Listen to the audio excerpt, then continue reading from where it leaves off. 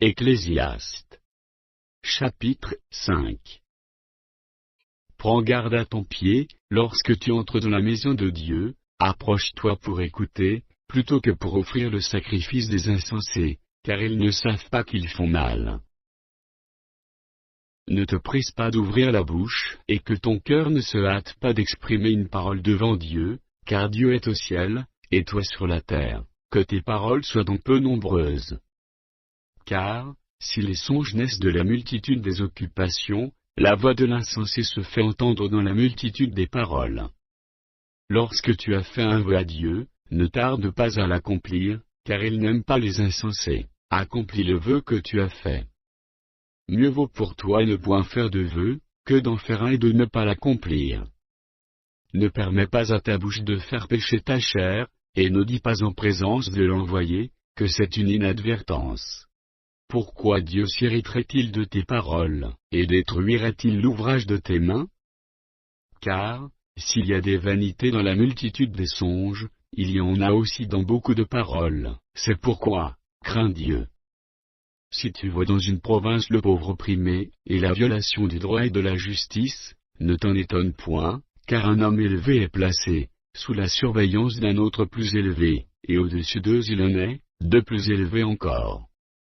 Un avantage pour le pays à tous égards, c'est un roi honoré du pays. Celui qui aime l'argent, n'est pas rassasié par l'argent, et celui qui aime les richesses n'en profite pas. C'est encore là une vanité.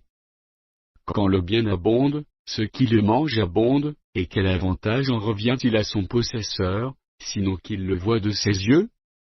Le sommeil du travailleur est doux, qu'il ait peu ou beaucoup à manger, mais le rassasiement du riche ne le laisse pas dormir.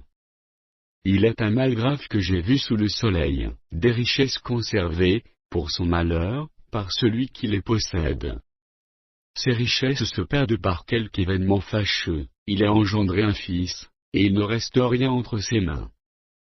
Comme il est sorti du ventre de sa mère, il s'en se retourne nu ainsi qu'il était venu, et pour son travail n'emporte rien qu'il puisse prendre dans sa main. C'est encore là un mal grave. Il s'en va comme il était venu, et quel avantage lui revient-il, d'avoir travaillé pour du vent?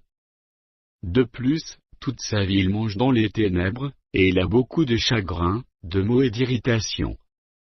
Voici ce que j'ai vu, c'est pour l'homme une chose bonne, et belle de manger et de boire, et de jouir du bien-être au milieu de tout le travail, qu'il fait sous le soleil, pendant le nombre des jours de vie, que Dieu lui a donné, car c'est là sa part. Mais, si Dieu a donné à un homme des richesses et des biens, s'il l'a rendu maître d'en manger, d'en prendre sa part, et de se réjouir au milieu de son travail, c'est là un don de Dieu.